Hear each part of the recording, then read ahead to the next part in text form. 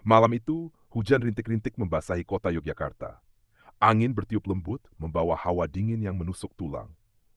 Aku, Fajar, tiba di sebuah asrama tua yang akan menjadi tempat tinggalku selama menempuh kuliah. Bangunan ini sudah berusia puluhan tahun, terletak di pinggiran kota jauh dari keramaian.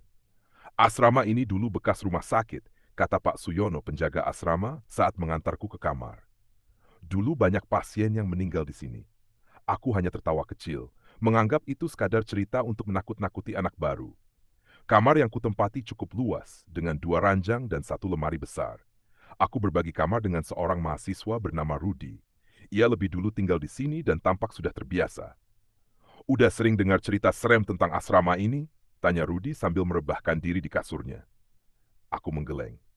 Katanya, kadang ada suara langkah kaki di lorong tengah malam padahal semua penghuni udah tidur. Aku tersenyum, lagi-lagi menganggapnya hanya mitos. Mungkin itu cuma suara tikus. Rudi tertawa kecil. Ya, semoga cuma tikus. Suara misterius di tengah malam. Malam pertama berlalu tanpa kejadian aneh. Namun di malam kedua sesuatu terjadi. Jam menunjukkan pukul 01.30 dini hari. Aku terbangun karena suara ketukan di pintu kamar. Tok, tok, tok. Kupikir itu Rudi, tapi kulihat dia masih tertidur pulas di ranjangnya. Aku mengabaikannya dan kembali menarik selimut. Namun suara itu terdengar lagi. Tok, tok, lebih keras dari sebelumnya. Siapa sih jam segini? Gumamku. Aku bangkit dan membuka pintu sedikit. Lorong gelap dan kosong. Tidak ada siapapun di luar. Aku merinding. Baru saja menutup pintu, tiba-tiba terdengar langkah kaki berlari di lorong, diikuti suara ketukan di pintu kamar lain. Keringat dingin mulai mengalir di pelipisku. Aku mencoba meyakinkan diri bahwa itu hanya ulah mahasiswa lain yang iseng. Namun, saat aku hendak kembali ke tempat tidur, aku mendengar sesuatu yang membuat darahku membeku. Suara bisikan, tepat di belakangku. Keluar dari sini, sebelum terlambat. Aku membalikkan badan dengan cepat, tapi tidak ada siapapun di kamar selain aku dan Rudi. Dadaku berdegup kencang. Aku mencoba membangunkan Rudi, tapi ia hanya menggeliat sebentar lalu kembali terlelap.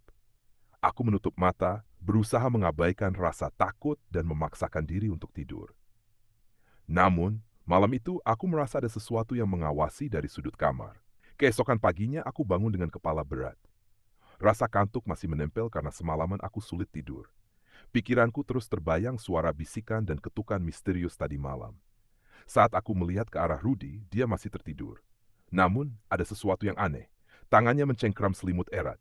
Wajahnya seperti sedang bermimpi buruk. Rud, bangun! Panggilku sambil mengguncang bahunya. Rudi tersentak dan bangun dengan napas memburu. Keringat membasahi dahinya. Ada apa? Tanyaku. Rudi menatapku dengan wajah pucat. Aku mimpi buruk. Aku melihat sesuatu di kamar ini. Jantungku berdetak lebih cepat. Apa yang kamu lihat? Rudi menelan ludah. Sosok tinggi dengan wajah hitam pekat. Dia berdiri di sudut kamar, mengawasi kita. Darahku langsung membeku. Sudut kamar yang dia maksud adalah tempat aku merasakan ada sesuatu yang mengawasi semalam.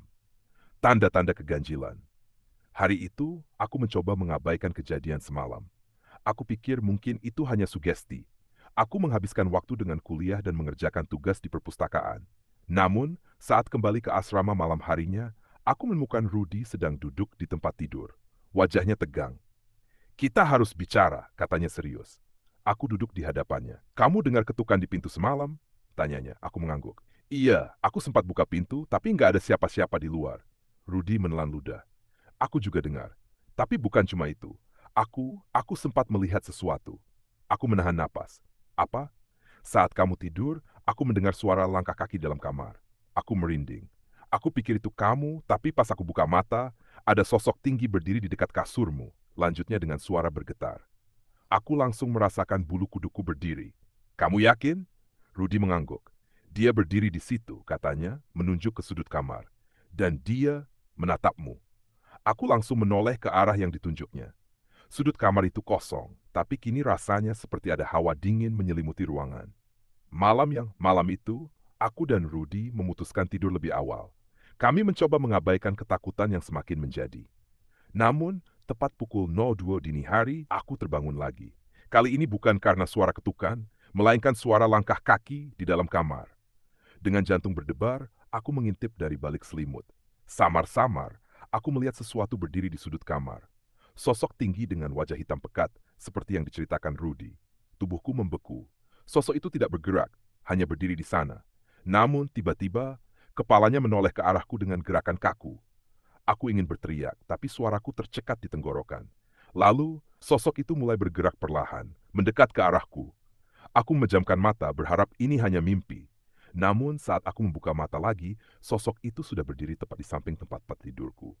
Dan yang paling mengerikan, aku bisa merasakan napasnya di wajahku.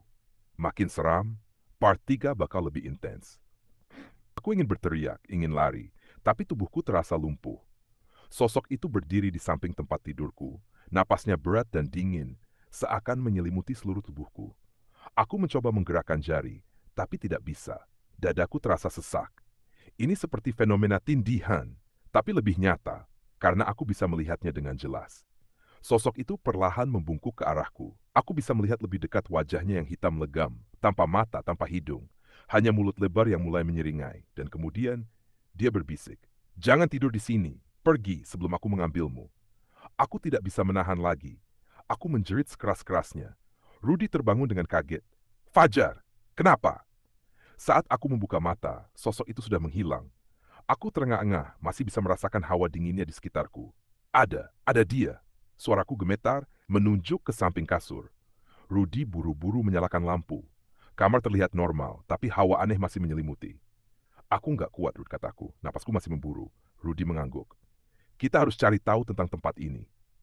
Rahasia asrama lama. Keesokan harinya, aku dan Rudy memutuskan mencari tahu sejarah asrama ini. Kami pergi ke perpustakaan kampus, mencari arsip lama. Setelah beberapa jam mencari, akhirnya kami menemukan sebuah artikel berita tahun 1985. Misteri kematian mahasiswi di asrama lama ditemukan tak bernyawa di kamar di Gabrothlunla. Mataku membelalak. Itu kamar yang kami tempati. Aku merinding. Jar, kata Rudy, menatapku ngeri. Kami membaca lebih lanjut. Mahasiswi itu bernama Sari ditemukan tewas dengan wajah membiru. Tidak ada tanda-tanda kekerasan. Namun menurut saksi, beberapa hari sebelum kematiannya, Sari sering mengeluh mendengar suara ketukan di pintu dan merasa diawasi di dalam kamar. Apa mungkin itu dia yang kita lihat? Tanyaku, suaraku hampir berbisik. Rudy tidak menjawab. Kami berdua sudah cukup yakin bahwa kamar yang kami tempati bukan kamar biasa. Malam teror. Malam itu, kami sepakat untuk tidak tidur. Kami menyiapkan senter dan merekam suara menggunakan ponsel, berharap menangkap sesuatu yang bisa menjelaskan apa yang terjadi. Pukul 1 Ru, semuanya masih biasa. Pukul 1.30 ketukan mulai terdengar di pintu. Kali ini lebih keras. Tok, tok. Aku menelan ludah menatap Rudy. Kita buka nggak, bisikku. Rudy menggeleng. Jangan. Ketukan semakin cepat dan kasar. Aku bisa merasakan napasku memburu. Dan tiba-tiba ketukan berhenti. Kami saling berpandangan. Hening. Terlalu hening. Kemudian terdengar suara lain. Sebuah suara pelan datang dari dalam kamar. Kami menoleh ke arah cermin di sudut kamar. Di sana samar-samar ada bayangan seseorang. Bukan kami, tapi seseorang dengan wajah hitam pekat berdiri di dalam cermin menatap kami. Lalu bayangan itu tersenyum. Lampu kamar tiba-tiba padam. Aku menjerit. Semakin mencekam. Aku dan Rudy terpaku di tempat. Bayangan di dalam cermin itu tersenyum. Tapi yang paling mengerikan, aku mulai menyadari sesuatu. Sosok di dalam cermin tidak hanya berdiri diam. Dia bergerak. Bukan keluar dari cermin, tapi mendekat ke arah bayanganku di dalam pantulan. Bayanganku sendiri tersentak dan berubah. Mulutnya mulai tersenyum, matanya menghitam. Aku menjerit dan buru-buru membuang pandangan dari cermin. Rudy, kita harus keluar dari sini. Namun sebelum sempat melangkah, cermin itu tiba-tiba retak dengan suara keras. Retakannya membentuk pola aneh, seperti tangan yang hendak meraih keluar. Dari dalam retakan terdengar bisikan pelan. Kalian tidak boleh pergi. Hawa kamar menjadi semakin dingin. Lampu berkedip-kedip, dan pintu kamar yang tadi tertutup rapat, perlahan mulai terbuka sendiri berderit pelan. Di luar, lorong tampak gelap. Tapi di ujung lorong, samar-samar terlihat sosok perempuan berdiri. Rambut panjang menutupi perlahan, ia mulai melangkah ke arah kami. Pelarian yang menegangkan. Tanpa pikir panjang, aku menarik tangan Rudy dan berlari keluar kamar. Kami hampir terpeleset saat melewati lorong yang licin karena lembab. Namun saat kami melewati beberapa kamar lain, suatu membuatku merinding.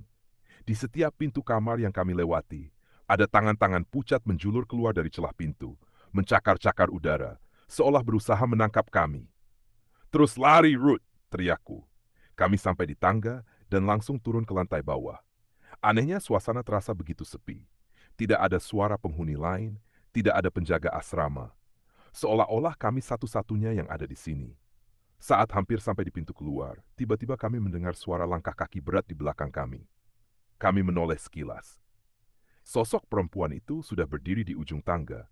Wajahnya kini terlihat jelas. Hancur, mata kosong menghitam, dan bibirnya terkoyak lebar membentuk senyuman mengerikan.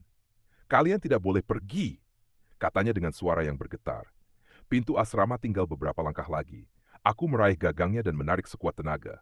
"Terkunci!" "Tidak!" Aku mengguncang-guncangkan pintu. "Tolong, ada orang di luar." Rudi mencoba menendangnya, tapi pintu itu tidak bergeming. Sementara itu, sosok perempuan tadi semakin mendekat. Langkahnya kini lebih cepat, seolah meluncur di atas lantai tanpa benar-benar berjalan. Dan saat dia hampir sampai, pintu tiba-tiba terbuka dengan sendirinya. Kami langsung berlari keluar tanpa menoleh lagi. Begitu melewati gerbang asrama, kami merasakan tubuh kami tiba-tiba terasa lebih ringan, seolah beban besar terangkat. Kami terus berlari hingga mencapai jalan besar, baru kemudian berhenti untuk mengatur napas. Saat kami menoleh kembali ke arah asrama, bangunan itu terlihat sunyi, tidak ada cahaya sama sekali. Namun di jendela lantai 3 di kamar yang baru saja kami tinggalkan, terlihat sosok hitam berdiri di balik kaca, menatap kami. Epilog, kebenaran yang terungkap. Setelah kejadian itu, aku dan Rudi tidak pernah kembali ke asrama itu lagi. Kami mengajukan pindah tempat tinggal dan bersumpah tidak akan pernah melewati jalan itu di malam hari. Beberapa hari kemudian, kami mencoba mencari informasi lebih lanjut. Ternyata setelah kejadian mahasiswi yang meninggal di kamar 308, ada banyak mahasiswa lain yang melaporkan kejadian aneh. Beberapa bahkan mengalami gangguan kesehatan misterius, hingga akhirnya keluar dari asrama. Yang lebih mengerikan, dari berita lama yang kami temukan, disebutkan bahwa sebelum menjadi asrama, bangunan itu dulunya adalah rumah sakit jiwa. Dan sosok perempuan yang menghantui kami dipercaya adalah salah satu pasien yang dulu meninggal di sana dalam keadaan tragis. Sejak saat itu, aku selalu percaya satu hal, jika sebuah tempat sudah lama tidak dihuni, bukan berarti kosong. Bisa jadi, mereka hanya menunggu seseorang untuk datang. Dan malam itu, kami hampir menjadi bagian dari mereka.